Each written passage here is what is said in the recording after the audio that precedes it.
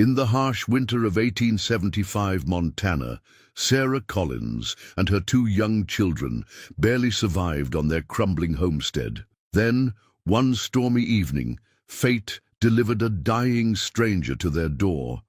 A well-dressed cowboy, bleeding heavily from what looked like bullet wounds. Despite having barely enough food for themselves, Sarah couldn't turn away a soul in need. She dragged him inside, tended his wounds with precious herbs from her garden, and shared their last bowl of stew. Little did this struggling widow know that her act of kindness would transform not just the mysterious stranger's life, but the destiny of her entire family. What secret was this wounded cowboy carrying that would change everything for the poor widow who saved him? Before we jump back in, tell us where you're tuning in from.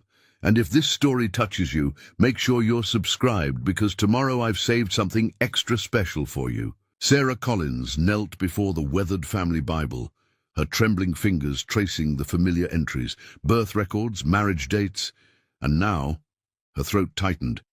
Her William's death certificate, the ink barely dry from 4 months ago. The leather binding was cracked and worn, just like everything else on their struggling homestead. She closed the Bible gently and tucked it away in the cedar chest William had made during their first year of marriage. Through the cabin's lone window, she watched Emma and Thomas playing in the yard, their laughter a bitter reminder of how quickly childhood innocence could fade in the face of hardship. Emma, at 10, was already shouldering responsibilities far beyond her years, while 8-year-old Thomas tried his best to be the man of the house. The morning wind whistled through gaps in the cabin walls that William would have sealed, had pneumonia not taken him so suddenly last winter. Sarah pulled her shawl tighter, remembering how he'd promised to teach Thomas about maintaining the homestead come spring. Now spring had arrived, and with it came more challenges than she could handle alone. Their small herd of cattle had dwindled to 3 milk cows and a sickly calf. The barn roof sagged ominously, threatening to collapse with the next heavy snow. The wheat field, once their pride, lay half-planted. She simply didn't have the strength to work it all herself. Sarah had sold William's tools, then his horse, and finally her mother's silver tea service, but the money barely covered their most pressing needs. Mr. Jenkins from the bank had visited yesterday, his sympathy barely masking his businesslike demeanor. 3 months, Mrs. Collins, he'd said, shuffling papers with practiced detachment. The bank's been patient considering the circumstances, but we can't extend the mortgage any further. Sarah heated water for the morning's porridge, stretching, the last of their oats with dried apple slices. Emma came in, carrying fresh eggs from their remaining hens. "Only 3 today, Mama," she reported, her young face too serious. "But they're good ones." "That's wonderful, darling." Sarah managed to smile, though her heart ached. 3 eggs wouldn't feed 3 hungry mouths, but Emma needed praise for her diligence. "Would you fetch Thomas? Breakfast is nearly ready." As Emma went to call her brother, Sarah divided the porridge into 3 bowls, giving the children larger portions than her own. She'd learned to ignore her own hunger. A mother's sacrifice came as naturally as breathing. Thomas burst in, proudly, carrying a bundle of kindling he'd gathered. "Mama, look! I found some dry wood under the old oak tree." His eyes shone with the same determination William had always shown, making Sarah's heart clench with both pride and sorrow. "Well done, my brave boy." She ruffled his hair as he passed, noting how his shirt sleeves had grown too short. They'd need new clothes before winter, but that was a worry for another day. Over breakfast, Emma announced, "Mrs. Peterson at church said she'd pay me to help with her mending." She stirred her porridge thoughtfully. "I could go after my chores." Sarah's throat tightened. Her children shouldn't have to work for others at such young ages, but pride had no place in survival. "That's very kind of her, Emma. Just don't neglect your studies." Education was one thing Sarah refused to sacrifice. William had been so adamant about their children learning to read and cipher. After breakfast, Sarah watched her children head to the small schoolhouse a mile down the road. Their patched clothes and worn boots a testament to their poverty, but they walked tall, just as she taught them. Colin's children didn't slouch, no matter their circumstances. Alone in the quiet cabin, Sarah allowed herself a moment of weakness. Tears slid down her cheeks as she gripped the edge of the rough-hewn table. "Oh, William," she whispered to the empty room, "how am I supposed to do this without you?" The question echoed unanswered, as it had every day since his passing. But she had no choice but to find a way. 3 months to save their home. 3 months to perform a miracle. Sarah wiped her eyes, straightened her apron, and stepped outside to face another day of impossible choices and relentless work. Her children needed her to be strong, and strong she would remain, even if it broke her heart in the process. The storm arrived just before dusk, bringing with it a biting wind that rattled the cabin's shutters. Sarah had just finished storing the day's meager harvest, 3 turnips and a handful of winter squash, when she heard Thomas shouting from outside, "Mama! Mama! Come quick!" There was an edge to his voice she'd never heard before. Sarah grabbed her shawl, hurrying out into the growing darkness. The wind whipped her skirts as she followed Thomas's voice toward the edge of their wheat field. Emma was already there, standing rigid as a fence post, staring at something in the growing shadows. "Good Lord," Sarah breathed, crossing herself. At the sight before them, a man lay crumpled in the mud, blood darkening his expensive shirt.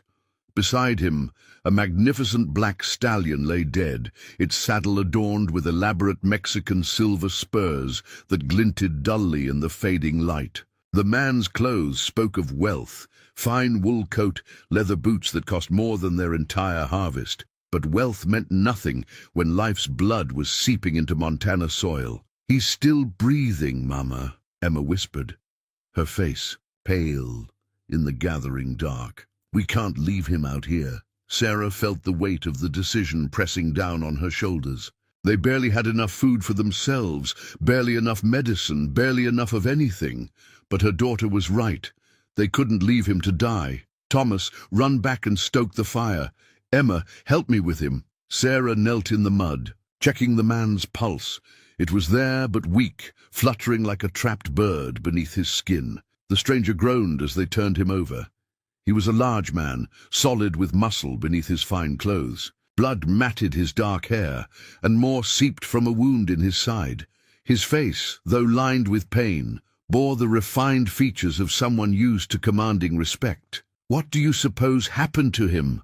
Emma asked, struggling to help her mother drag the unconscious man toward their cabin. "Nothing good," Sarah replied grimly, noting the powder burns around the bullet hole in his shirt. This was no hunting accident. They managed to get him inside, though Sarah's back screamed in protest.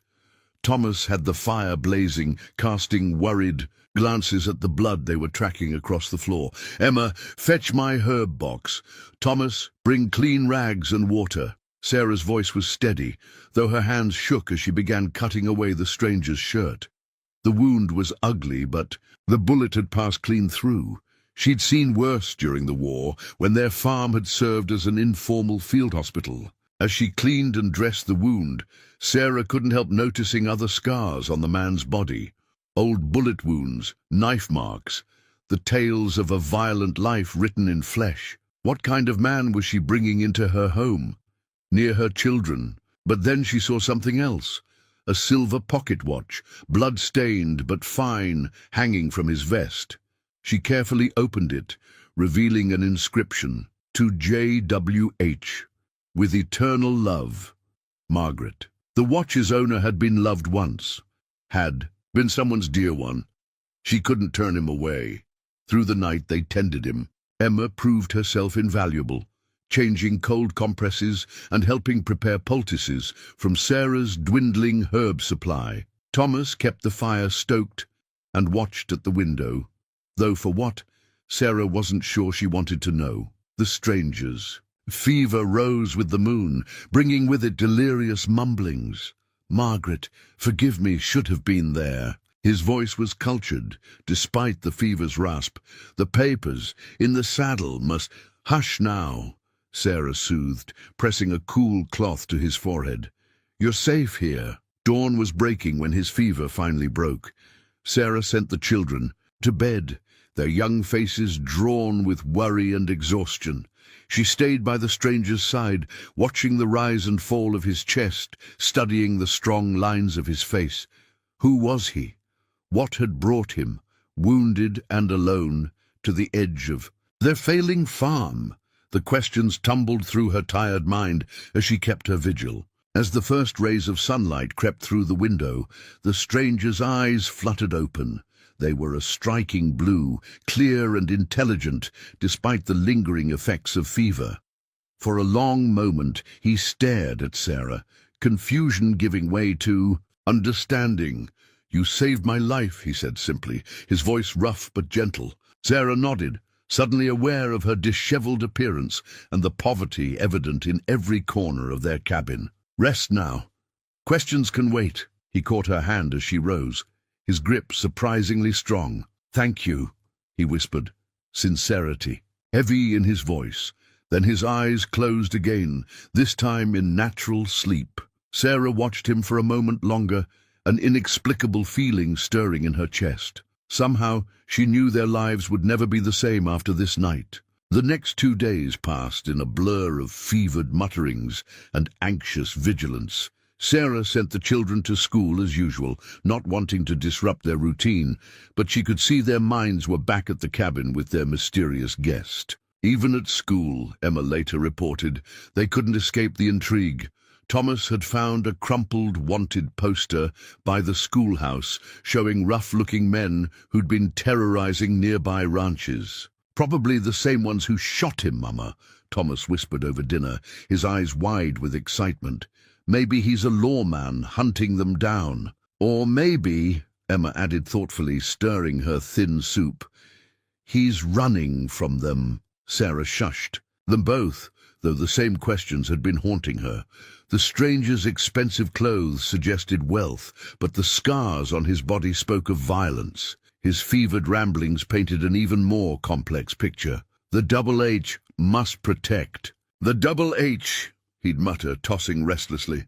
Other times, he'd call out for Margaret, the name from the pocket watch, his voice thick with grief. Then there were the troubling moments when he'd suddenly tense, hands clenching as if reaching for weapons, speaking of ambushes and betrayal. During his more lucid moments, he was unfailingly courteous, thanking Sarah for each small kindness with the manners of a gentleman. He'd even tried to refuse their precious broth, seeing how little they had. "Ma'am, I can't take food from your children's mouths." "Nonsense," Sarah had replied firmly, though her heart warmed at his consideration. A body needs strength to heal. On the third morning, while changing his bandages, Sarah noticed his fever had finally broken completely. His blue eyes were clear as they followed her movements, and there was color in his face beyond the flush of illness. "Your children," he said suddenly, his voice stronger than it had been. "They're well behaved. You've done a fine job with them." Sarah's hand stilled for a moment. "Thank you. They're good kids. They've had to grow up too fast, though." He nodded, understanding in his gaze as he looked around their humble cabin. "Times are hard." "We manage," Sarah said, perhaps too quickly. Pride made her add, "We're not looking for charity, Mr." She let the question hang. A small smile touched his lips. "Harrison, James Harrison." He paused, seeming to weigh his next words carefully. "And I would never presume to offer charity, Mrs. Collins, but I believe in paying my debts." Something in his tone made Sarah look up sharply. He held her gaze steadily, and she had the unsettling feeling he'd seen every patch in their clothes, every crack in the walls, every sign of their desperate circumstances. Before she could respond, Emma burst through the door, out of breath. "Mama! Ryder's coming!" Fear threaded through her voice, and Sarah's heart clenched. James Harrison's reaction was immediate. Gone was the invalid. In his place was a man of action, despite his wounds. "Get the children behind the root cellar door," he ordered quietly, already trying to rise. "Anyone asks, you haven't seen a soul." Sarah helped him to the back room, questions burning on her tongue. Who were these men? Why was he so certain they meant harm? But there was no time. Horses were approaching. She hurried Emma and Thomas into the root cellar, pressing a finger to her lips. Then she smoothed her apron, took a deep breath, and opened the cabin door just as 3 riders pulled up. They were rough-looking men, trail dust coating their clothes, weapons worn openly on their hips. The leader, a scarred man with cold eyes, touched his hat with mock politeness. "Afternoon, ma'am. We're looking for a friend of ours. Tall fellow, well-dressed, might have passed through here recently." Sarah met his gaze steadily, channeling every bit of William's strength. "Haven't seen anyone fitting that description. We don't get many visitors out here." The man's eyes narrowed, studying her face for signs of deception. Behind him, his companions were eyeing the property with predatory interest. "Mind if we look around, just to be thorough?" "I do mind," Sarah replied, steel entering her voice. "My children are inside, and I don't allow strange men near them. Now, if you'll excuse me, I have work to do." She held her ground, heart pounding, until they finally turned their horses away. Only when they were dots on the horizon did she close the door and sag against it, trembling. What kind of man was she harboring, and what had she gotten her family into? That evening, after the children were asleep, Sarah confronted James with a cup of willow bark tea and questions that couldn't wait until morning. He sat propped up in the bed they'd made him on the floor, looking more like himself despite the pallor of recovery. "Those men," Sarah began, keeping her voice low, "they weren't friends of yours." "No, Mum." James accepted the tea with a grateful nod. "And I thank you for not telling them about me, though it must have cost you lying." "Like that." Sarah settled into William's old chair, her fingers absently tracing the worn armrests. "What I told them wasn't exactly a lie. I haven't seen their friend, only a wounded man who needed help." A ghost of a smile touched James's lips. "You have a diplomatic way with words, Mrs. Collins." He reached beside him and withdrew a folded document from his coat. "I believe it's time you knew who you're harboring." The paper he handed her was a deed. Not just any deed, but one for the Double H Ranch, one of the largest spreads in the territory. Sarah's eyes widened as she read the name. James William Harrison. "You own the Double H?" She'd heard of the ranch, of course. Everyone had. Its owner was known to be wealthy but reclusive, a mystery to most folks in the territory. "I do." James set down his tea, his expression growing serious. "Those men who came today, they work for Marcus Blackwood, though not officially. He's been trying to buy the Double H for years, by any means necessary." His hand drifted to his healing wound. This was his latest attempt at persuasion. Sarah's mind raced, pieces falling into place. The expensive clothes, the fine horse, the way he carried himself, it all made sense now, but one thing didn't. "Why tell me this?" "Because you and your children risked everything to save a stranger." James met her eyes steadily. "You deserve to know the truth, and to understand the risk you took. More importantly, you deserve to know I have the means to protect you from any consequences of that kindness." Sarah straightened in her chair, pride flaring.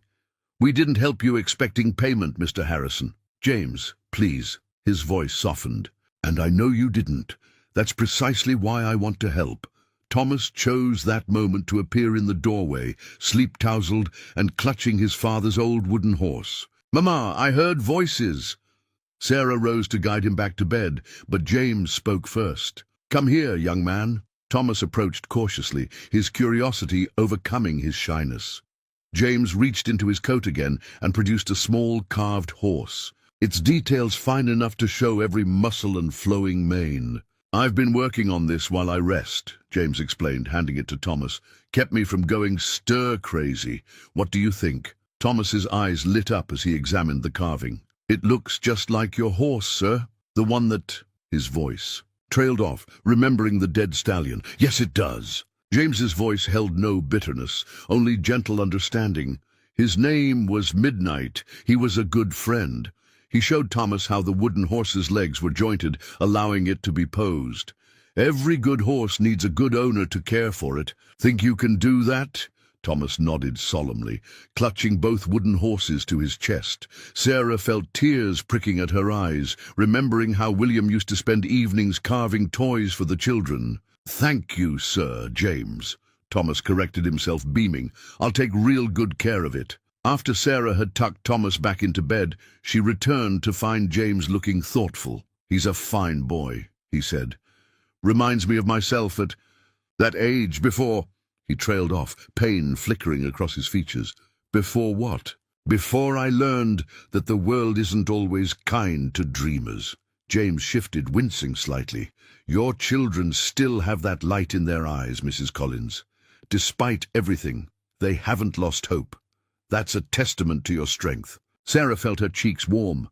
"Sarah, please, if I'm to call you James." "Sarah." He smiled, and for a moment she saw past the wealthy rancher to the man beneath, one who'd known loss, who understood struggle, who recognized the value of simple kindness. "I think tomorrow I might be strong enough to show Thomas how to properly whittle, if you approve, of course." She found herself smiling back. "I think he'd like that very much." Neither of them mentioned the deed still lying between them, or the men who might return, or the growing sense that their lives were changing in ways they couldn't yet understand. For now, it was enough to share this quiet moment, warmed by the embers of trust beginning to glow between them. As James regained his strength over the next few days, Sarah noticed him watching her family with an expression she couldn't quite read. He spent mornings teaching Thomas to whittle, afternoons listening to Emma read from her schoolbooks, and evenings sharing stories of cattle drives and frontier life that had both children spellbound. But it was the quiet moments that revealed most about their mysterious guest. One afternoon, while the children were at school, Sarah found him standing at the window, holding a worn photograph she hadn't seen before. In it, a beautiful young woman smiled at the camera, her hand resting on a younger James's shoulder. "Margaret," he said quietly without turning around. "My wife." Sarah paused in her mending, hearing the weight of loss in those two words. "The one from the pocket watch inscription." He nodded, finally turning to face her. "She died 8 years ago. Fever took her and our unborn child." His fingers traced the photograph's edge. "I built the double H for her, you know. She always wanted a place where we could raise a family, grow old together." By the time it was finished, she was gone. The revelations settled in the quiet cabin like dust motes in sunlight. Sarah understood now why the wealthy owner of the double H lived alone, why his eyes sometimes held such shadows. "William, my husband, he built this cabin with his own hands," Sarah offered, sharing her own grief in return.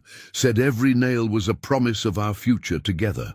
James settled into the chair across from her, his wound allowing more movement now. "How did you meet him?" "At a barn raising. He was the only one who didn't treat me like a delicate flower, because I was the preacher's daughter." Sarah smiled at the memory. "First thing he said was, 'Those hands look like they know honest work.' Smart man." He was. Sarah resumed her mending, the familiar motion soothing. "The children are so much like him. Emma has his determination, and Thomas his gentle heart. They're extraordinary children," James agreed, watching her work. "The way they've stepped up to help their mother, never complaining about the burdens they carry, reminds me that strength comes in many forms." Sarah's hand stilled. "Sometimes I worry it's too much for them. They should be playing, not—" She gestured at their threadbare surroundings. "They play," James said softly. "I've watched them, but they also understand what matters. Family, loyalty, hard work. Those are lessons many adults never learn." Their eyes met across the cabin, and Sarah felt something shift between them, a recognition of shared understanding, of parallel griefs that had shaped them both. The moment was broken by the children's return from school, their voices carrying. Across the yard, Emma burst in first, clutching a piece of paper. "James, the teacher said my arithmetic was perfect today." "Did she now?" James's entire demeanor changed, warming like sunshine breaking through clouds. "Well, that deserves a proper celebration.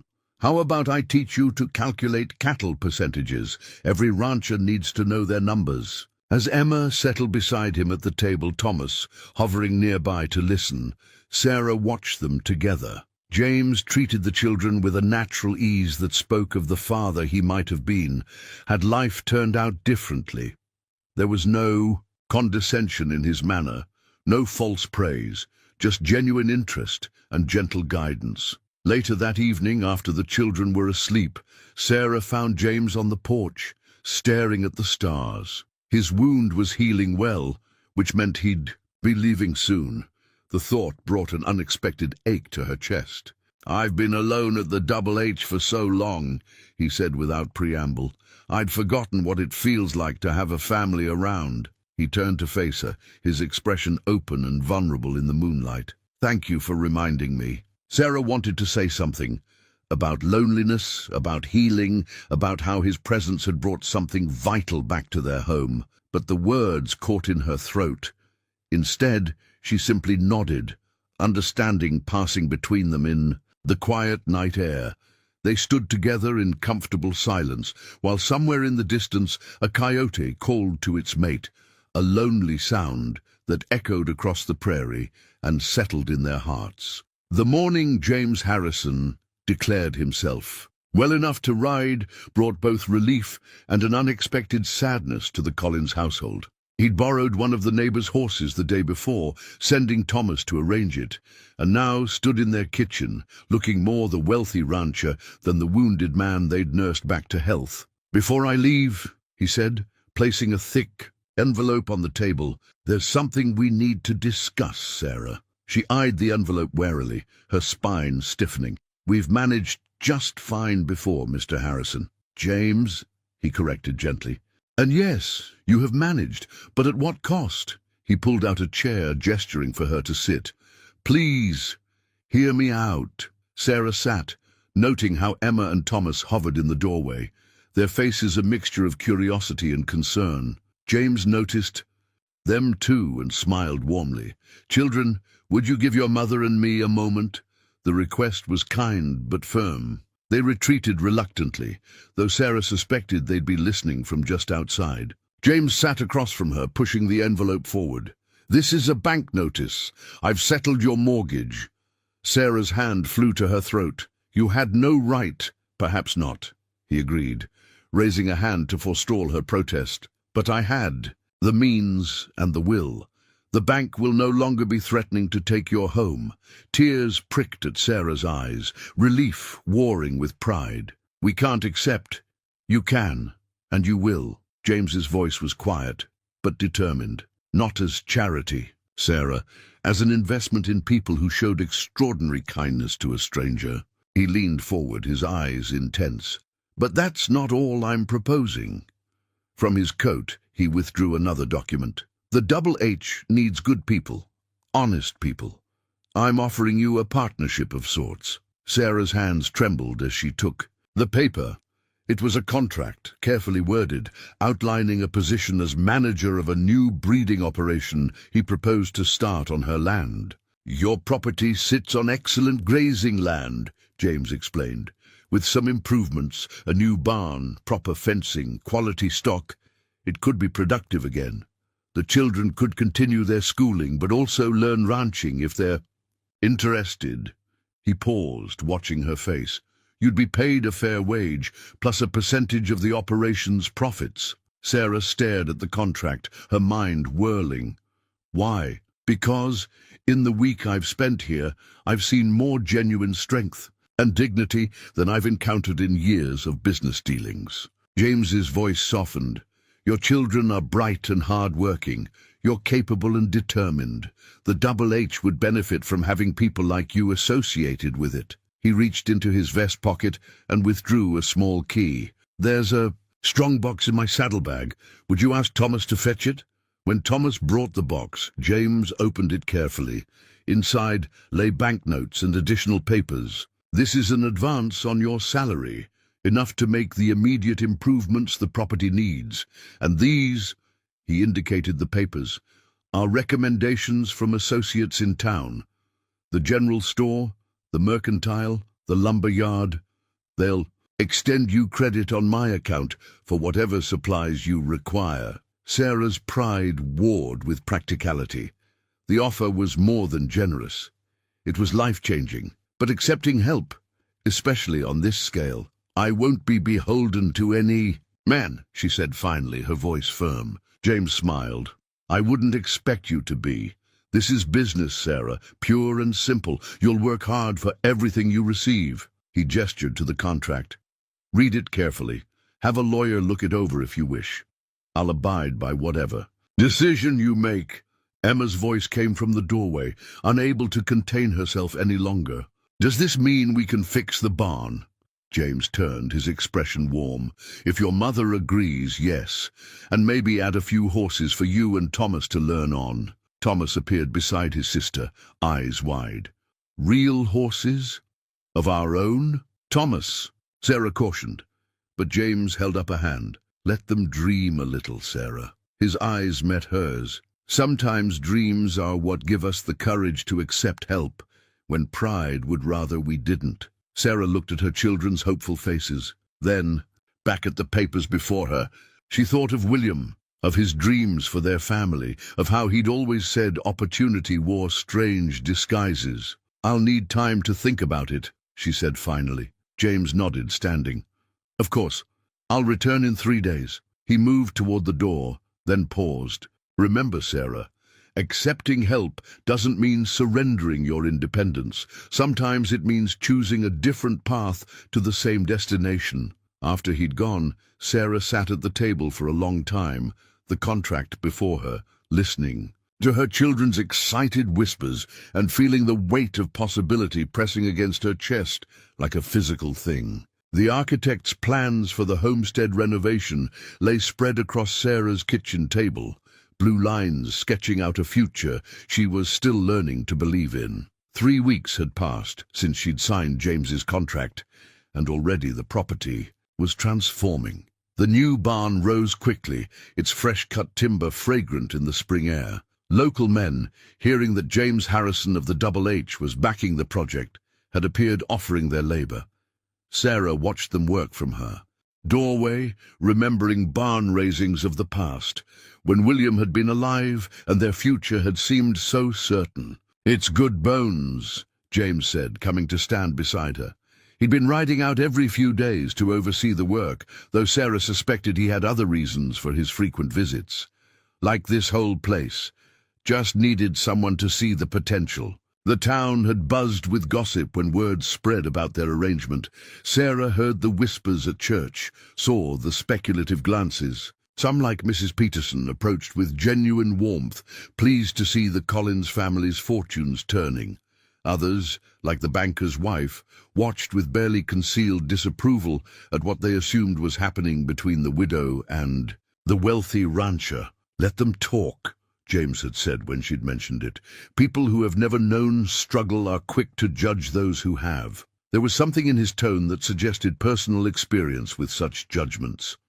Emma and Thomas seemed oblivious to the gossip, too excited by each new development. The arrival of the first 2 horses, gentle, well-trained animals James had chosen specifically for them, had brought tears to their eyes. Now they spent every free moment at the corral, learning to ride under James's patient instruction. "Back straight, Thomas," he called out now, watching the boy guide his mount in careful circles. "That's it. You're a natural, son." The word son slipped out naturally, and Sarah saw Thomas sit a little straighter in the saddle. James hadn't seemed to notice what he'd said, but Sarah felt its weight. He'd been filling spaces in their lives they hadn't even realized were empty. "The foundation for the new wing will be started tomorrow," James said, consulting the plans. "Again, the children should each have their own room." Sarah traced the blue lines with her finger. "It seems like so much, James. Not compared to what you've given me." His voice was quiet, serious. When she looked up, questioning, he continued, "A reminder of what matters, why I built the Double H in the first place. It was never meant to be just about profit." A commotion from the corral interrupted them. Emma had managed her first proper trot, her face glowing with achievement. "Mama, did you see?" "Well done, darling," Sarah called back, her heart full. She hadn't heard such joy in her daughter's voice since before William died. James smiled at Emma's progress, then turned back to Sarah. "There's something else I've been meaning to discuss. The school board had a meeting yesterday." Sarah tensed, remembering the times she'd had to beg for understanding when she couldn't afford the children's books. "I've arranged for a proper library to be built," James continued, "and for a second teacher to be hired. The children in this district deserve every opportunity to learn." "The whole district?" Sarah asked, surprised. Not just Emma and Thomas." James shook his head. "Education lifts everyone, Sarah. Your children help me remember that, watching them with their books every evening." She studied his profile, this man who'd entered their lives like a character from one of Emma's novels. "Why are you really doing all this, James?" He was quiet for a long moment, watching Thomas and Emma with their horses. "When Margaret died, I forgot something important," he said finally. "I forgot that wealth without purpose is just weight in your pockets. Your family, you reminded me what it means to build something meaningful." A shout from the barn drew their attention. The workers had finished raising the main beam. Soon there would be a stable for the horses, storage for hay, a proper tack room. The architectural plans showed it all, every detail carefully considered. "Progress," James said softly, satisfaction in his voice. "But this is just the beginning."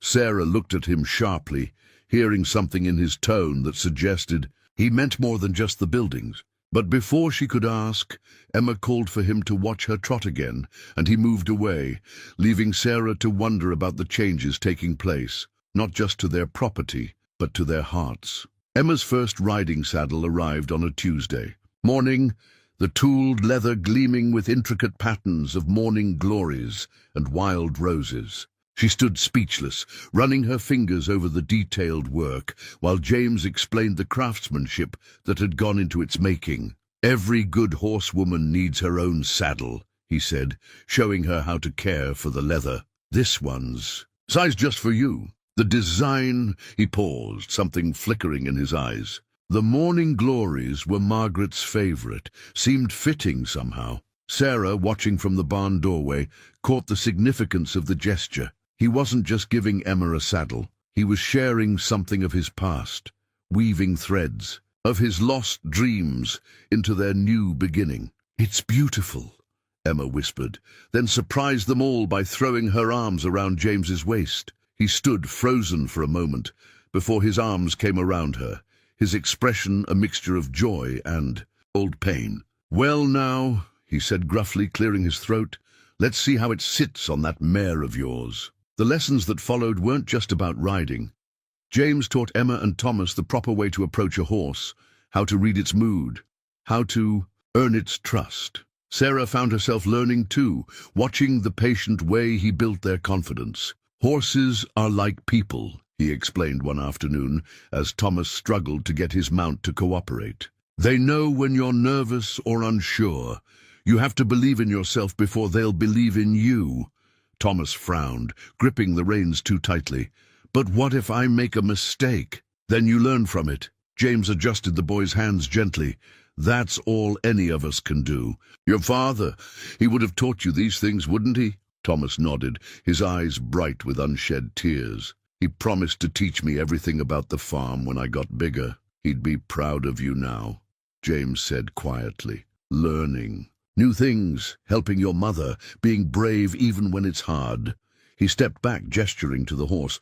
"Now show me that turn again. Remember, confidence." Sarah watched her son straighten his shoulders, determination replacing uncertainty. The horse responded immediately to his more assured handling, executing a perfect turn. "That's my boy," James called out, pride evident in his voice. He turned to find Sarah watching them, and something passed between them, an understanding of what these moments meant. Later that evening, as Sarah prepared dinner, she heard James and Emma on the porch, their voices carrying through the open window. Emma was asking about the Double H, about the cattle operations and breeding programs. "I want to learn everything," Emma declared. "Mama says girls can do anything if they set their minds to it." "Your mama's a wise woman," James replied. "You know, some of the best ranch managers I know are women. They have a natural way with the animals, an attention to detail that many men miss. Could I be a ranch manager someday? With hard work and learning?" "Absolutely." James's voice held no condescension, only genuine encouragement. "Tell you what, tomorrow I'll show you how we keep the breeding records. Mathematics, genealogy, careful observation. It all matters in building a strong herd." Sarah stirred. The stew, remembering William's words about Emma, "That girl's got more fire in her soul than most grown men." He would have loved seeing her like this, eyes bright with purpose, mind eager for knowledge. The screen door creaked as Thomas joined his sister and James on the porch. Soon they were deep in conversation about different horse breeds, the boys, natural curiosity drawing out James's extensive knowledge. Sarah listened to their voices, blending in the gathering dusk, her children's bright questions, James's thoughtful answers, the easy laughter they shared. This was what healing sounded like, she realized. Not the absence of pain, but the presence of new joy growing alongside cherished memories. James caught her eye through the window, and his smile held a warmth that made her heart flutter. He'd given them more than material security. He'd given them back their sense of possibility, their right to dream beyond mere survival. "Mama!" Thomas called out. "James says I can help with the new calves when they come. Real ranch work." "That's wonderful, darling," she answered, her voice steady despite the emotion tightening her throat. "Now wash up for dinner, both of you." As the children clattered inside, James lingered on the porch, his expression thoughtful. "They're quick learners," he said when she joined him. "Like their mother." Sarah felt her cheeks warm. "We've had a good teacher." His hand found hers in the growing darkness, a brief touch that felt as natural as breathing. "We're all learning. Together, Sarah. That's what family does." The word family hung in the air between them, full of question and promise. Summer mellowed into autumn, painting the Montana sky in rich golds and deep blues. James unrolled a hand-drawn map across the kitchen table, showing Sarah how their modest homestead had grown. New fencing stretched across expanded pastures. The renovated barn stood proud and sturdy, and the wheat field, William's pride and joy, had yielded its first abundant harvest in years. "The soil here is exceptional," James explained, his finger tracing the boundaries of their property. "With proper crop rotation and the new irrigation system, you'll see even better yields next season." Sarah studied the map, marveling at how their world had expanded. "I never thought I'd see this place thrive again. You always had the foundation for success." James's voice was warm. It just needed some support to rebuild. The harvest festival was approaching, and for the first time since William's death, Sarah felt ready to truly participate. The Collins family had always contributed in the past, but this year would be different. Their root cellar was full, their pantry stocked, and Emma had even won a ribbon at the county fair for her horsemanship. "Mrs. Peterson asked if we'd host the quilting circle next week," Sarah mentioned, smoothing her apron. "Said our new parlor addition would be perfect for it." James smiled, understanding the significance. The quilting circle was more than just sewing. It was the heart of the community's social network, where reputations were made or mended. Their inclusion marked a shift in how the town viewed their changed circumstances. "You should accept," he said. "Those women will see what I've seen all along, a family that perseveres with grace." The sound of hoofbeats interrupted them. Emma and Thomas rode into view, their horses moving in perfect sync as they checked the fence line. James had taught them to ride as a team, explaining that ranch work required trust in your partner as much as skill with your mount. "They looked like they were born to it," Sarah said softly, watching her children through the window. "They were. It was just sleeping in their blood, waiting for the right moment to wake up." James stepped closer, his presence solid and reassuring beside her. Like other things that sleep until the right moment, Sarah felt her cheeks warm, aware of his nearness. These moments had been happening more frequently, quiet conversations that held deeper meanings, casual touches that lingered just a moment too long. The town's gossip had shifted from scandal to speculation about when, not if, the wealthy rancher would make his intentions known. But James never rushed, never presumed. He was building this relationship as carefully as he'd helped them rebuild the farm, laying each stone of trust with patient deliberation. The children burst in, bringing the crisp autumn air with them. "Papa, I mean James," Thomas corrected, himself flushing. "We found 2 breaks in the north fence, but we marked them just like you showed us." The slip didn't go unnoticed. James's eyes met Sarah's briefly before he turned to Thomas. "Good work, son. Show me on the map where you found them." As Thomas eagerly pointed out the locations, Emma joined Sarah at the stove. "Mama, Mrs. Davidson at the general store said they're looking for help with bookkeeping. She remembered how good I am with numbers from when James taught me the breeding records. Do you think we'll discuss it?" Sarah promised, proud of her daughter's initiative. The idea of Emma working in town would have worried her before, but now, with their secure foundation and James's steady influence, it felt right to let her spread her wings. Later, after the children had gone to bed, James lingered by the door. "The Harvest Festival," he said. "I thought perhaps, that is, if you'd allow me to escort you and the children." Sarah felt a smile tugging at her lips. It was endearing to see the confident rancher stumbling over words like a shy suitor. "We'd be honored," she replied simply. His answering smile lit his entire face. "Then I'll bid you good night, Mrs. Collins." He tipped his hat, a gesture that managed to be both proper and intimate. As she watched him ride away in the gathering dusk, Sarah touched the window frame that William had crafted so long ago. The wood was smooth under her fingers, solid and dependable, like the foundation of their new life. Sometimes love built things to last beyond its own time, she realized. And sometimes it came back in new forms, when you were finally ready to embrace it. The storm came without warning, rolling across the prairie like God's own fury. Sarah stood at the window, watching lightning split the afternoon sky into jagged pieces. The air felt wrong, too green, too heavy, and the wind carried a sound she'd never heard before, a low moaning that made the horses stamp nervously in their stalls.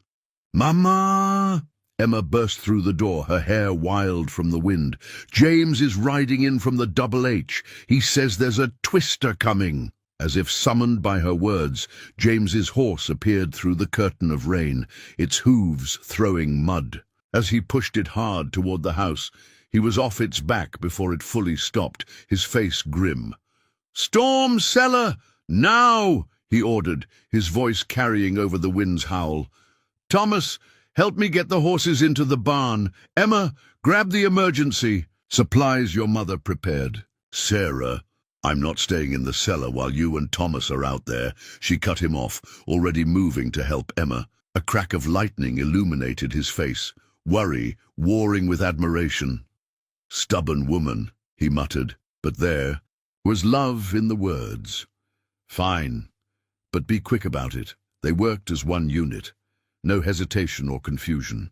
The family's practiced emergency routine, combined with James's calm authority, made every moment count. As they led the frightened horses into the barn, Sarah glimpsed the lightning-damaged beam that would become their crisis point. Thomas spotted it too. "James, look!" He pointed at the main support, where lightning had blackened and split the wood. The whole structure groaned ominously in the wind. "Get out, now!" James pushed them toward the door, but it was too late. With a sound like rifle shots, the beam began to splinter. What happened next seemed to unfold in slow motion.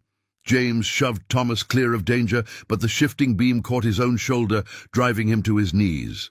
Sarah screamed his name, fighting against the wind to reach him. "The rope!"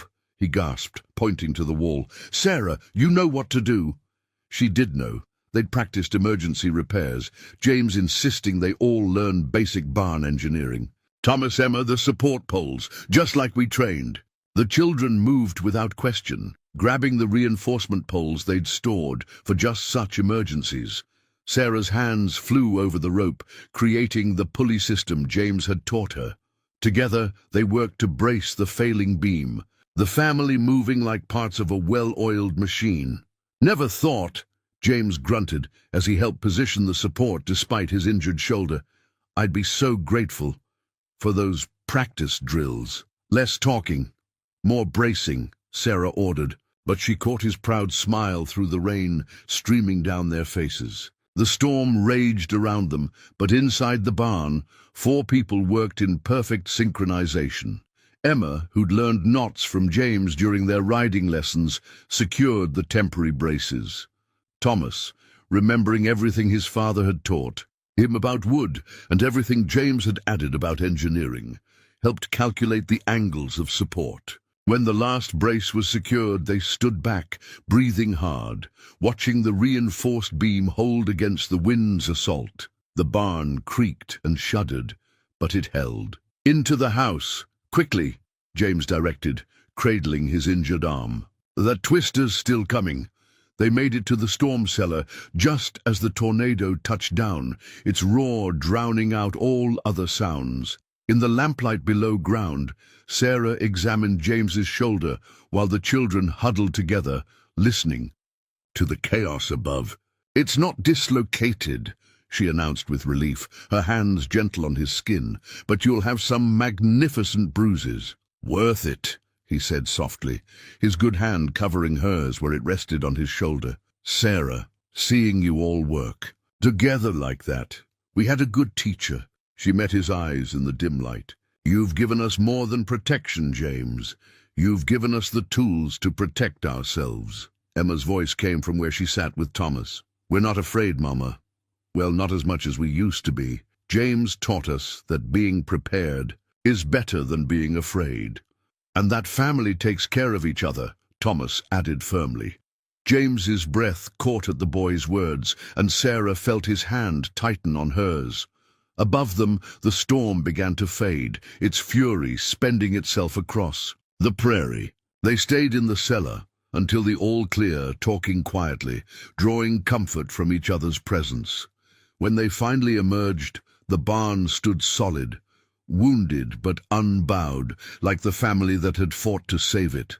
The lightning-scarred beam would become a reminder of this night, of how crisis had proven what they were becoming, a family bound by more than blood or circumstance, forged in challenge and strengthened by love. Sarah found James's journal by accident while helping him change his bandages after the storm. It fell from his coat pocket, leather-bound and well-worn, opening to pages filled with a neat architectural hand. She tried to look away, but a familiar name caught her eye. Margaret would have loved the Collins children. "It's all right," James said softly, noticing her discovery. "Read it if you'd like. There shouldn't be secrets between—" He paused, letting the unspoken word hang between them. Sarah sat beside him, the journal warm in her hands. His writing revealed a soul deeper than she'd imagined, pages filled with both pain and hope. He wrote of Margaret's death, of dark years wandering the Double H alone, of how an act of kindness from a struggling widow and her children had awakened something he'd thought forever lost. "I've been writing again since I met your family," he admitted, watching her read. "Margaret always said I kept my feelings too close, that I needed to let them breathe on paper." "She sounds wise," Sarah said gently, turning a page to find a sketch of Emma on horseback, Thomas working with his new tools, herself standing in the doorway of their home. "She would have adored you all." James's voice was thick with emotion. "Sometimes I think she led me here that night I was shot, her way of telling me to stop hiding from life." Sarah closed the journal carefully. "Tell me about her, the real Margaret, not just the memory." James smiled, settling back in his chair. "She loved morning glories, hence Emma's saddle design. Said they reminded her that beauty opens fresh each day." He chuckled softly.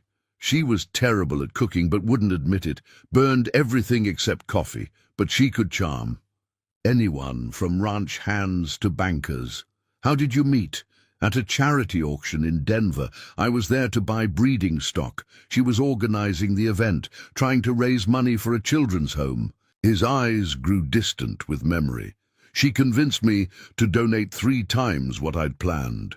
Said if I had money to buy fancy cattle, I had money to help orphans. Sarah smiled, imagining the scene. She challenged you. Like someone else, No. His good hand found hers. Sarah, I've been wanting to tell you, these past months, watching you fight for your children, seeing your strength and grace, I never thought I'd feel this way again. James, let me finish, please. He squeezed her hand gently. I'm not trying to replace William, just as you're not replacing Margaret. But I think they'd both be happy seeing us find our way to each other. Tears pricked at Sarah's eyes. The children adore you, and I love them as my own. He shifted to face her fully. I love their mother too, with a depth that both surprises and humbles me. Sarah's heart thundered in her chest. They'd been moving toward this moment for months, but hearing the words spoken aloud made them real, irrevocable. I've been afraid, she admitted, not of loving you, but of depending on someone again, of risking loss. I know, James's thumb traced circles on her palm. We've both learned the hard way that love means risking pain, but it also means choosing joy, choosing life. He gestured to his journal. I've been writing our story, Sarah. Not just mine, but all of us. How fate or providence brought us together, how your family taught me to live again. Sarah thought of William, of his dream for their children, his hope for their future. She thought of Margaret, who had taught James to open his heart on paper. Their loves hadn't ended with death. They had transformed, becoming the foundation for something new. Read me what you've written, she asked softly. James opened the journal again, finding a recent entry. His voice was gentle as he read about Emma's first successful cattle drive, Thomas's growing skill with carpentry, the way Sarah's laugh had begun to sound free again. He wrote of healing, of second chances, of love that grew not in spite of past grief but because of it, because loss had taught them the precious nature of joy. As his words filled the quiet room, Sarah felt the last walls around her heart crumbling.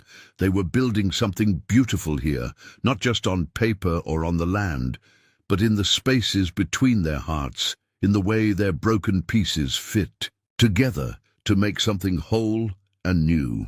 The first snow fell early that year, blanketing the Collins homestead in pristine white. Sarah stood at her bedroom window, watching James teach the children how to read weather signs in the morning sky. Their breath frosted the air as he pointed out cloud formations, explaining how to predict storms from nature's subtle hints. This winter felt different from the last, not just because of their well-stocked barn and sturdy roof, but because of the warmth that filled their home despite the cold outside. The evidence of that warmth lay scattered throughout the house. Handmade Christmas gifts carefully hidden in dresser drawers, secret whispers between Emma and Thomas as they planned surprises, the quiet contentment in James's eyes when he thought no one was watching. The Anderson family lost their cabin in that fire last week, Emma mentioned at dinner, pushing her stew around thoughtfully. Mary Anderson said they're staying in the church basement until spring. James set down his spoon, meeting Sarah's eyes across the table. They'd already discussed taking in the Andersons, but had waited to hear what the children thought. It's awful cold in that basement, Thomas added, and they've got little ones. Sarah smiled, proud of her children's gentle hearts. What do you two think about sharing your rooms for a while? The Andersons could use our new addition until they rebuild. We'd have to move the Christmas tree, Emma calculated. But it would look nice in the front parlor anyway. And I could help Mr. Anderson with the rebuilding, Thomas offered. James has been teaching me about house frames. James cleared his throat, clearly moved by their immediate acceptance of the idea. That's settled then. I'll ride over tomorrow and make the offer. Later that evening, after the Andersons had been invited and welcomed, Sarah found James in the barn, working on something he quickly covered with a cloth. No peeking, he warned, smiling. Christmas secrets. She leaned against the doorframe, watching him work by lamplight. You've started quite a tradition, you know. The children are determined their handmade gifts must be perfect. Speaking of which, he pulled out a small package wrapped in brown paper. This one can't wait until Christmas. Inside was a beautiful leather-bound book filled with blank pages, its cover tooled with morning glories like Emma's saddle. I thought, James said softly, you might want to write your own story, the children's too. Memory is precious, Sarah. It should be preserved. Sarah ran her fingers over the soft leather, thinking of James's journal, of the way he'd used writing to heal. Thank you, she whispered. A commotion from the house interrupted them, the Andersons arriving with their meager belongings.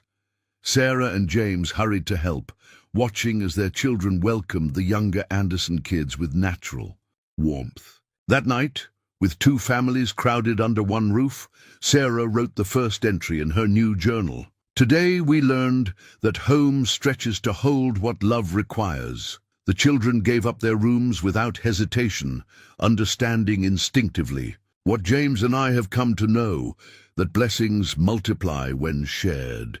The days grew shorter, but their evenings grew richer. James taught both families his mother's old Christmas songs while they made decorations from pine cones and ribbon. The Anderson children added their own traditions, paper snowflakes, Swedish prayers, stories of their grandmother's homeland. Emma and Mary Anderson became thick as thieves, spending hours together making gifts for their families. Thomas took young Billy Anderson under his wing, teaching him about tools and wood with the same patience James had shown him. The smell of Christmas baking filled the house, Sarah and Mrs. Anderson trading recipes, mixing traditions as easily as they mixed dough. Even Mr. Anderson's quiet depression began to lift as James involved him in planning the rebuild of their cabin, giving him hope to carry through the winter. One evening, Sarah found James standing in the doorway of the crowded parlor, watching their expanded family with misty eyes. Having second thoughts about taking them in? She asked softly. He shook his head, thinking about Margaret again, but differently now. He turned to Sarah, taking her hand. She always said wealth was meant to be shared, that a home should be as big as its heart. He smiled. She would have loved this chaos. William, too, Sarah agreed. He believed in neighbors helping neighbors. James pulled her closer, both of them watching as Emma taught the youngest Anderson girl to string cranberries. We're not just honoring their memories anymore, are we? We're building something new, something that belongs to all of us. Sarah leaned into his strength, feeling the truth of his words. This Christmas, with its handmade gifts and shared burdens, its blended traditions and expanded family, was teaching them all what love could build when given room to grow. The threatening letter arrived on a bright January morning, carried by a ranch hand from the Double H, who'd ridden hard through the snow. Sarah recognized Marcus Blackwood's elegant handwriting even before James's face darkened at the sight of it. The children? James asked quietly, scanning the contents. At school, Sarah replied, moving to read over his shoulder. The words made her blood run cold. Harrison, your recent domestic arrangements haven't gone unnoticed. Quite touching, how you've found yourself a ready-made family. Would be a shame if anything happened to them. The Double H could have been transferred peacefully. Now, well, even the strongest barn can burn. Consider this a final courtesy. James crumpled the paper, his knuckles white. I should have known he wouldn't let it rest. Blackwood's never been one to accept defeat gracefully. Tell me, Sarah said, laying a hand on his arm. All of it this time. James sank into a chair, suddenly looking weary. Marcus Blackwood and I were partners once. Years ago, he helped finance the Double H's early days when banks wouldn't touch a young rancher's dreams, but his vision was different from mine. How? So, he wanted to build an empire, squeeze out smaller ranchers, control the whole territory. I wanted to create something sustainable, something that would help the community grow. James's jaw tightened. "When I bought him out, he didn't take it well. Started acquiring land around the Double H, trying to choke us off from water rights. Grazing lands. The night you were shot." "His men," James confirmed. "They'd been pressuring other ranchers to sell. I'd gathered evidence, was taking it to the territorial authorities. They tried to stop me." His eyes met Sarah's. "I never meant to bring this danger to your door." Sarah straightened, William's strength flowing through her. "Our door," she corrected firmly. "We face things together now." "Sarah, no!" She cut him off. "You've given us back our future, James. Helped us build something beautiful here. We won't let fear steal that from us." A horse's whinny broke the tension. Through the window, they saw Thomas and Emma returning early from school, accompanied by the sheriff. "James Harrison," Sheriff Miller called out as they approached, "got word of suspicious men watching the school. Thought it best to escort your young ones home." James's face hardened as he helped Emma down from her horse. "Did you recognize any of them?" "No, sir," Emma answered, her voice steady despite her obvious fear. "But they had horses like the ones those men rode last summer when they came looking." "For you," Thomas stood close to James, unconsciously mimicking his protective stance. "I saw them behind the mercantile too, watching us when we were shopping with Mama yesterday." Sarah felt a chill that had nothing to do with the winter air. They'd been watched, studied, their routines observed. James must have felt it too, because he turned to the sheriff with grim determination. "John, I think it's time we discussed Blackwood's operations in detail. I have documentation you should see." "The evidence you were carrying that night?" The sheriff's hand rested meaningfully on his gun belt. James nodded. "And more I've gathered since. Sarah's property deed, the threats to other ranchers, details of his strong-arm tactics." He glanced at the family. "But first, we need to secure the homestead." The next hours passed in a flurry of activity. James and the sheriff organized armed patrols of trusted men. Sarah and the children brought the horses into the barn, secured windows, and prepared emergency supplies just as they had before the storm. "We've practiced for this too," Emma reminded Thomas as they filled water barrels. "Remember what James taught us. Being prepared beats being afraid." Sarah overheard the exchange and felt fierce pride surge through her chest. Her children had grown so much, learning not just ranching skills from James, but courage and clear thinking in the face of danger. That evening, after the sheriff had left with James's evidence and extra patrols were in place, the family gathered close in the parlor. The Andersons had insisted on staying despite the threat, Mr. Anderson stating firmly that neighbors stand together. James held Sarah's hand tightly as they discussed plans for the coming days. No one spoke of fear, though it hung in the air like wood smoke. Instead, they talked of practical matters: guard rotations, supply checks, signals between houses. "Whatever comes," James said finally, looking at each beloved face in turn, "we face it as a family." And in that moment, watching her children's brave faces in the firelight, Sarah knew they would prevail. Love had built this family. Fear would not tear it apart. The attack came 3 nights later, during the darkest hour before dawn. Sarah woke to the smell of smoke and James's urgent voice. "They've set the far pasture on fire. They're trying to draw us out." The family moved with practiced precision. No panic, no wasted motion. Emma and Thomas helped the Anderson children into the storm cellar while their parents joined the bucket line. James's wound from the storm had barely healed, but he worked tirelessly, directing men, coordinating their defense. "They're coming from the North Ridge," Sheriff Miller's voice carried over the chaos. "At least 8 riders." Sarah's heart clenched as she saw James check his gun, his face set in grim lines. "Stay with the children," he told her. But she caught his arm. "Your wound, I'll be fine." He kissed her quickly, fiercely. "Keep them safe." But as he turned to leave, Emma's voice rang out from behind them. "Riders coming from the south, too, through the winter wheat." James spun, realizing they were being flanked. Sarah saw the moment his tactical mind shifted, analyzing their position. They'd prepared for an attack, but not from two directions. "The barn," he decided. "Everyone inside. It's the strongest building we have." They rushed to comply, shepherding children and adults alike into the fortified structure. James's improvements had made it as solid as a fortress, with clear lines of sight and defensive positions. As Sarah helped Mrs. Anderson with the youngest children, she heard James and the sheriff organizing their defense. "Thomas," James called, "remember where we stored the extra ammunition?" "Yes, sir, behind the loose board in the tack room." "Good lad. Emma, your mother's rifle?" "Already got it, James." Emma appeared with Sarah's Winchester, her young face determined. "And I remember what you taught me about loading it." Sarah felt a surge of pride through her fear.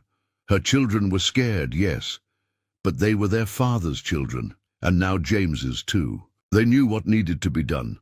The first shots came as a warning, pinging off the barn's metal roof.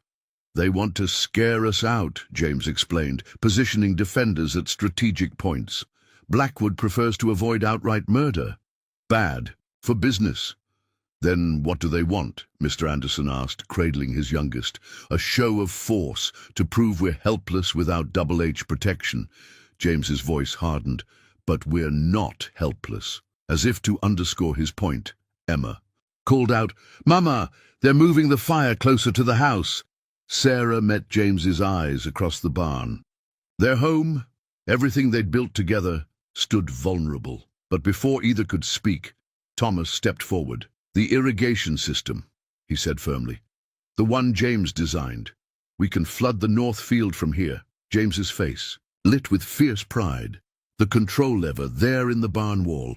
Sarah, your boy's a genius." "Our boy," she corrected softly, watching Thomas and James work the irrigation controls together. Water began gushing across the north field, creating a barrier between the fire and the house. But their success was short-lived. A bullet splintered the barn door, and suddenly the night erupted in gunfire. "Stay down!" James ordered, returning. Fire through a defensive port. But as he turned, Sarah saw him stumble, his old wound reopening under the strain. "James!" She rushed to him, pressing her hand against the growing bloodstain on his shirt. "It's nothing," he tried to assure her, but his face was pale with pain. "Papa's hurt," Thomas cried out, forgetting himself in his fear. The word hung in the air for a moment, even amid the chaos. James's eyes filled with tears that had nothing to do with pain. "I'm all right, son," he said hoarsely. "We all will be." As if in answer to his words, a new sound cut through the night. Horses, approaching at a gallop, many of them. Sheriff Miller risked a look through the window. "It's the Double H hands," he shouted. "Must be 20 of them, coming in from the east." The ranch hands' arrival turned the tide. Caught between law enforcement and loyal Double H men, Blackwood's forces quickly retreated. As the gunfire faded, Sarah helped James to his feet, supporting him as they emerged from the barn. Their home still stood, thanks to Thomas's quick thinking. The fire was contained, and the arriving ranch hands were already helping to extinguish it completely. But it was the scene inside the barn that struck Sarah most deeply. Their two families huddled together, her children showing the younger ones how to be brave, everyone supporting each other through the crisis. James leaned heavily on her shoulder, watching the same scene. "I'm sorry," he whispered, "for bringing this danger." "Stop!" Sarah turned to face him. "You heard Thomas. You're his papa now. Our children chose you, James Harrison, and so did I. Whatever comes, we face it together." Dawn was breaking over the mountains, painting the snow-covered land in shades of pink and gold. Their world had changed in the night, but they had emerged stronger, their bonds tested by fire and fear, and found unbreakable. In the quiet days following the attack, healing took many forms. James's physical wound mended slowly under Sarah's careful attention, but it was the deeper healing within the family that proved most profound. The children were the first to broach the subject that hung in the air. Emma and Thomas stood in the doorway of James's recovery room, clutching something behind their backs. "Papa," Emma said softly, testing the word that Thomas had cried out in fear. We made you something. James's breath caught at the title, his eyes meeting Sarah's where she sat beside his bed. She nodded encouragingly, her heart full. The children brought forward a handmade wooden box, its lid carved with morning glories like those on Emma's saddle. Inside lay a ring, a simple gold band that Sarah recognized with a start. It was Dad's, Thomas explained, his voice quiet, but steady. We found it in Mama's cedar chest. We thought maybe it was time it had a new purpose. James sat up straighter, emotion clear on his face. Children, I couldn't... Dad would want you to have it, Emma interrupted. He always said love was about protecting family. That's what you did. What you do. Sarah moved to sit on the bed beside James, taking his hand. They're right, she said softly. William would approve of the man who's helped raise his children, who's taught them strength and courage and love. James looked at the ring, then at the faces of his family.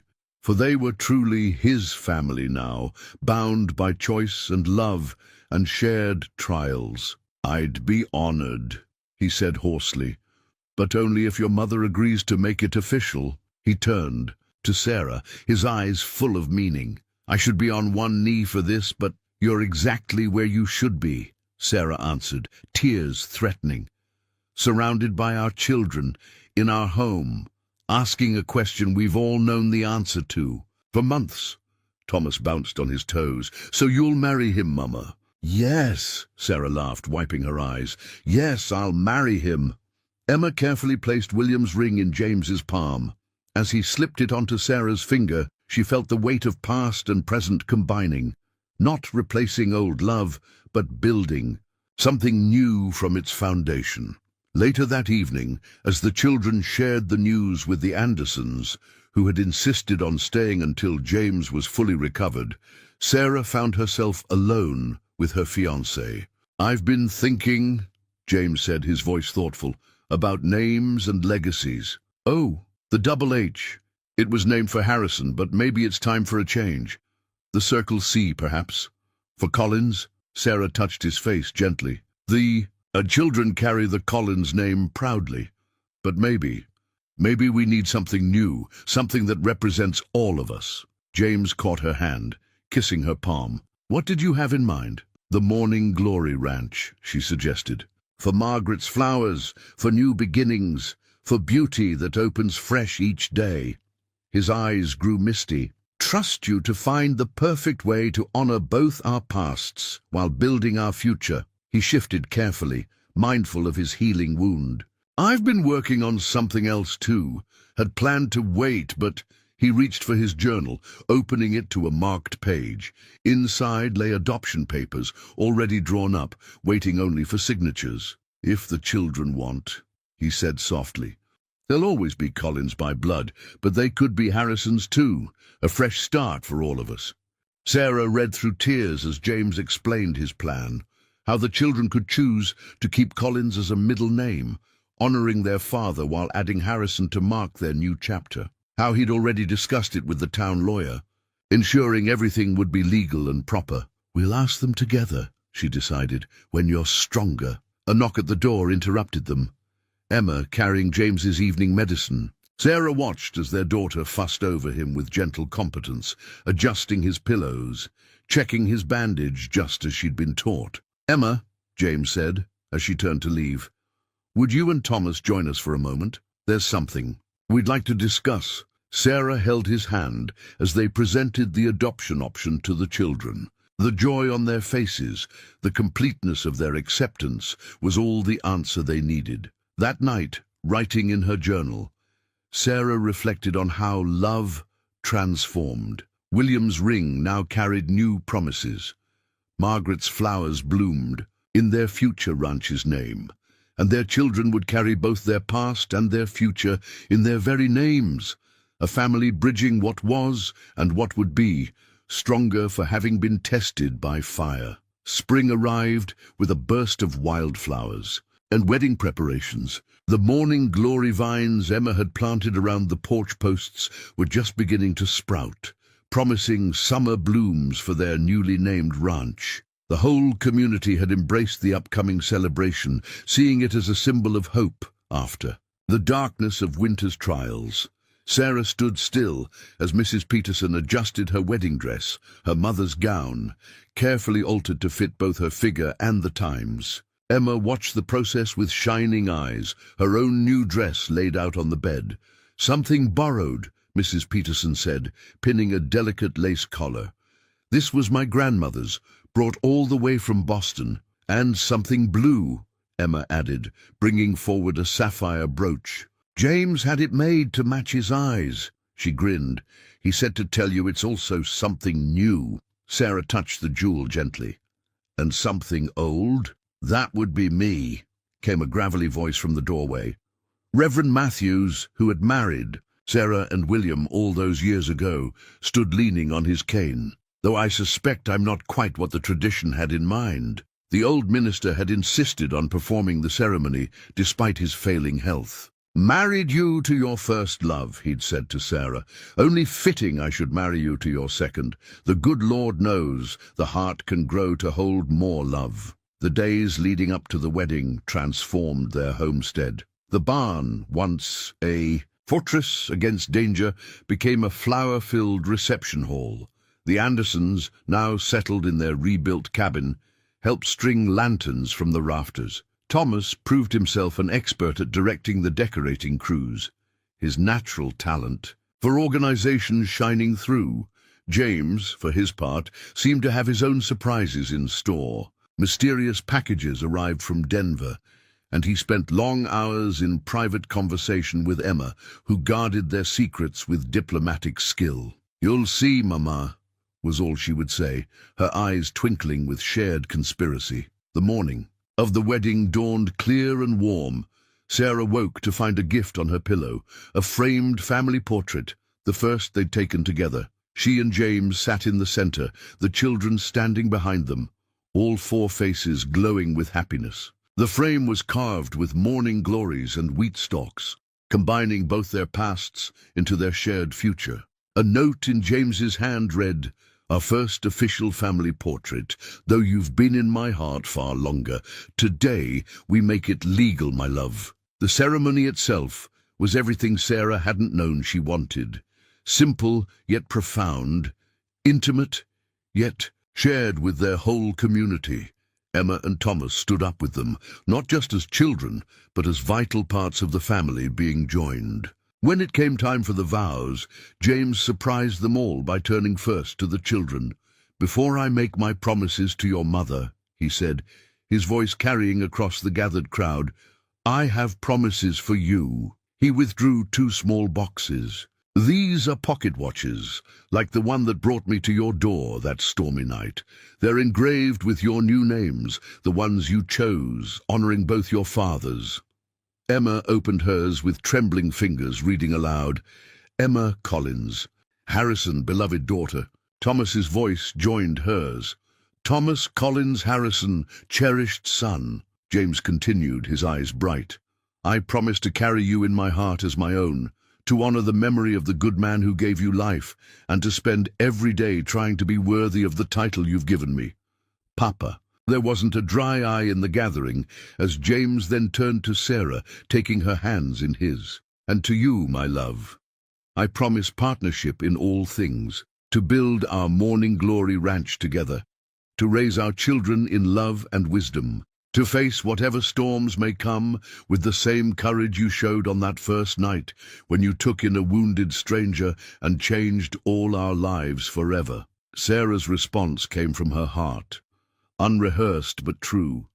"I promise to continue building this beautiful life with you, to blend our family's legacies into something new and wonderful, and to face each dawn grateful for the love that brought us together."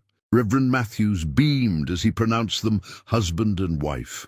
As James kissed her, Sarah heard Emma whisper to Thomas, "Now we're officially Harrisons too." The celebration that followed was a true community affair. Tables groaned with potluck. Dishes, children played between the lantern-lit trees, and even the most proper ladies found themselves joining in when the dancing started. Looking around at their transformed barn, at their children dancing with the Anderson kids at James's. Face glowing with joy as he watched it all, Sarah felt the rightness of their journey. They had built this happiness together, brick by brick, choice by choice, love by love. The morning glories might not be blooming yet, but their promise was there in every green shoot reaching for the sun. New life, new beginnings, new beauty opening fresh each day. 1 year later, Sarah sat in the parlor of the Morning Glory Ranch, recording the day's events in the leather-bound journal James had given her. Through the window, morning glories bloomed in vibrant purple and blue, their vines strong and established now, just like the family they represented. The new family Bible lay open beside her, its pages recording their joined lives, the children's adoption, the wedding, and now her hand strayed to her growing belly.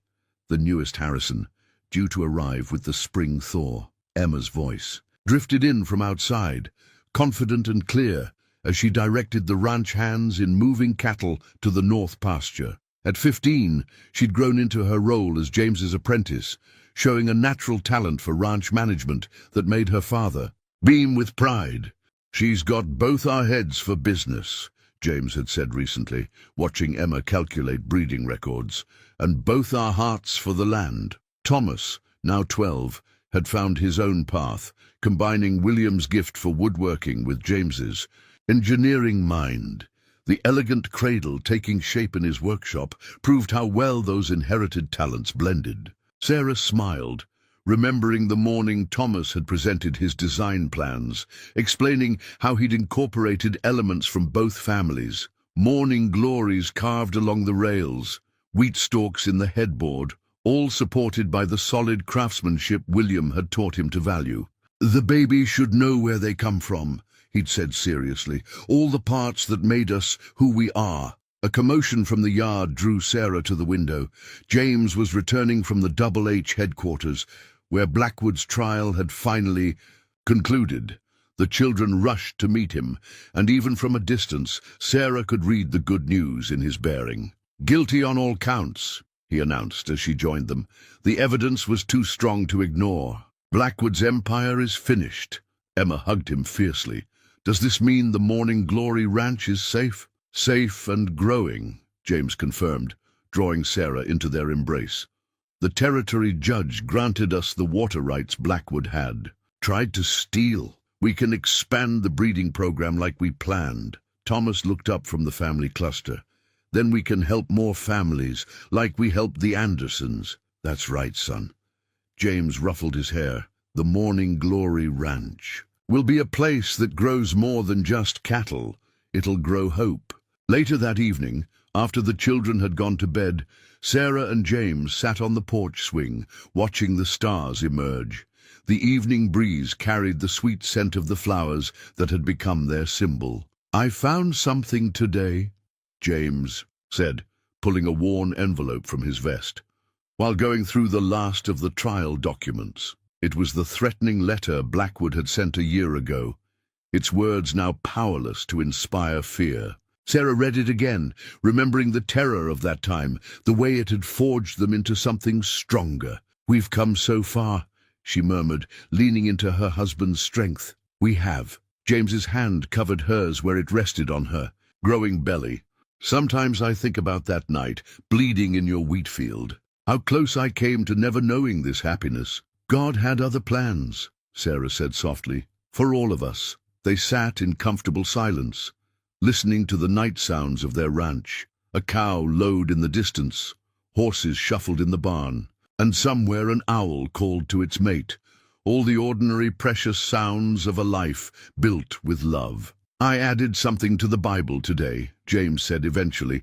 "Been meaning to for a while." Sarah followed him inside, where he opened the family Bible to a new page. There in his neat hand he'd written, "Let it be known that love builds bridges across loss, that family is formed by choice as much as blood, and that hope, like morning glories, blooms fresh each day." The Harrison family, born from the Collins and Harrison lines, stands as testament to God's grace in giving second chances and new beginnings.